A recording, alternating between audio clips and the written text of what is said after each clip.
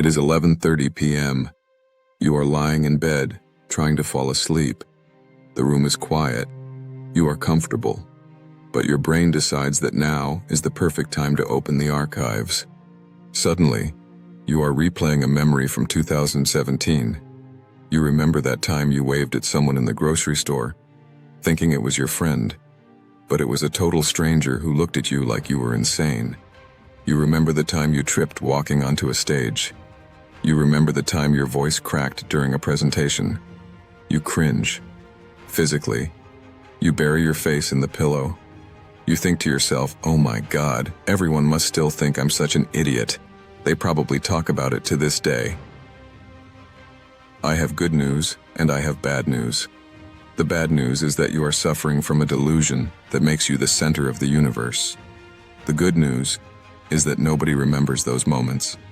Nobody cares, because nobody is watching you. Welcome back. Today we are going to learn why you think you are famous, and why realized you aren't is the key to happiness. This phenomenon is called the spotlight effect. It is the psychological tendency to overestimate how much other people notice about us, our appearance, our behavior, and our mistakes. We walk through life feeling like there is a high-powered stage light following us wherever we go, illuminating every stain on our shirt and every awkward pause in our conversation. But the reality is, everyone else is walking around in the dark, too busy worrying about their own spotlight to notice yours. This isn't just a motivational speech. This is hard science. In 2000, psychologists Thomas Gilovich and Kenneth Savitsky conducted a study that is now legendary in the field. They brought a group of college students into a room to fill out some surveys. But they singled out one student, let's call him the subject, and told him to put on a t-shirt. But not just any t-shirt. They made him wear a bright yellow t-shirt featuring a giant picture of the singer, Barry Manilow. Now, for a college student in the year 2000, this was the height of social embarrassment. The student was mortified. They sent him into the room with the other students, let him sit there for a while, and then pulled him out. They asked the student, "What percentage of the people in that room do you think noticed your shirt?" The student, feeling the heat of the spotlight, guessed that about 50% of the room definitely noticed the embarrassing Barry Manilow face. Then, the researchers asked the other students in the room, "Did you notice what was on that guy's shirt?" The actual number, 23%. The student thought half the room was judging him. In reality, 3/4 of the room didn't even look at him twice. Even when you are wearing the most embarrassing thing possible, most people are simply too self-absorbed to care. Why does our brain do this? Why do we torture ourselves with the idea that we are being constantly surveilled? It comes down to a cognitive glitch called anchoring and adjustment. You are the center of your own universe. You are the protagonist of your life movie. You see everything through your own eyes. You have access to your own internal monologue 24/7. So you are anchored to your own experience.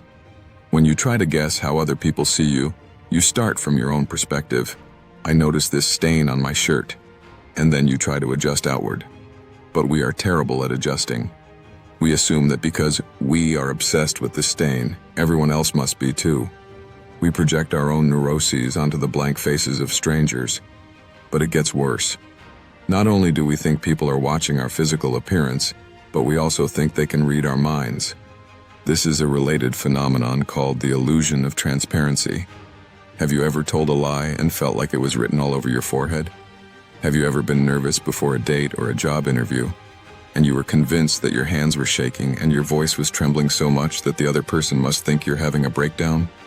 You feel like your emotions are leaking out of your pores. You feel transparent. But again, the science says you are wrong. In another study, researchers had participants give a public speech. Afterward, they asked the speakers to rate how nervous they looked. Then they asked the audience to rate how nervous the speakers actually looked. The speakers consistently rated themselves as looking like nervous wrecks. The audience? They usually described the speakers as cool, collected, or maybe a little quiet. Why the disconnect? Because you feel your heart pounding against your ribs. You feel your throat tightening. You feel the adrenaline spike. That internal sensation is incredibly loud to you, but the audience can't hear your heartbeat. They can't feel your dry throat. All they see is a person standing there talking. This gap between your internal chaos and your external calmness is massive. But because you don't realize that gap exists, you spiral. You think, oh no, they can see I'm nervous, which makes you more nervous, which makes you think they see it even more. So why did we evolve this way? If it makes us so anxious, what is the survival benefit? Once again, we have to look at our ancestors. In a small tribe of 50 people, reputation was everything. If you did something socially unacceptable, the tribe noticed. If you broke a social norm, you might get kicked out.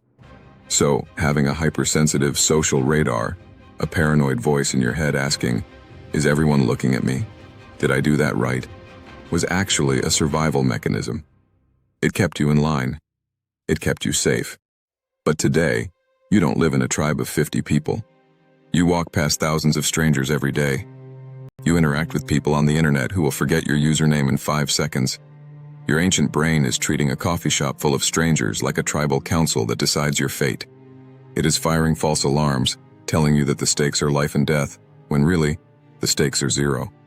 This delusion is actually a form of reverse narcissism. We tend to think of narcissists as people with big egos who love themselves. But the spotlight effect is just another side of the same coin. It is the belief that you are special enough to be the primary focus of everyone else's day. To think that everyone in the restaurant is looking at how you eat your soup is actually incredibly arrogant. It assumes they have nothing better to do. It assumes their lives are so boring that watching you eat soup is the highlight of their evening. The truth is humbling, but it is also liberating. You are just an extra in everyone else's movie. Think about it. When you go to a party, do you go home and obsess over the tiny awkward thing your friend Dave said? Do you lie awake at night thinking about the stain on Sarah's dress? No. You go home and worry about the awkward thing you said. You worry about your dress. Everyone is doing exactly what you are doing. They are obsessing over themselves. So, how do we use this information? How do we turn off the spotlight? First, you have to apply the so what test. Let's say you are right. Let's say the spotlight effect is real for a second. Let's say you tripped on the sidewalk and 3 people saw it. So what? What actually happens next? Do they arrest you? Do they fire you from your job? No. They think, that guy tripped, and then 3 seconds later they are thinking about what they're going to have for dinner. The consequences you are imagining are catastrophic, but the reality is negligible. Second, when you feel like you are being watched, look outward. Look at the people around you. Really look at them. Are they staring at you? Or are they looking at their phones? Are they looking at each other? Are they looking into the middle distance with a glazed-over expression because they are thinking about their own problems? You will find that 99% of the time, nobody is looking at you. Gathering that data in real time breaks the illusion. And finally, you need to embrace the freedom of being irrelevant. There is a famous quote often attributed to Eleanor Roosevelt, or maybe Dr. Seuss, or maybe just the internet, but it goes like this. You wouldn't worry so much about what others think of you if you realized how seldom they do. This sounds depressing to your ego, but it should be thrilling to your soul. It means you can wear the shirt you want. You can dance at the wedding even if you're bad at it. You can speak up in the meeting even if your voice shakes. Because even if you mess up, even if you do something truly cringeworthy, the audience isn't watching you. They are watching themselves. You are free. You have been in a prison with an unlocked door this whole time. So tonight, when you lie in bed and your brain tries to replay the blooper reel of your life, I want you to remember the Barry Manilow shirt. I want you to remember that your internal anxiety is invisible to the outside world. And I want you to sleep soundly knowing that, happily, nobody cares about you. If you want to learn more about how to stop sabotaging your own happiness, hit that subscribe button and let me know in the comments. What is an embarrassing memory that keeps you up at night, that you are logically sure nobody else remembers? Remember, the spotlight isn't real. Turn it off. I'll see you in the next one.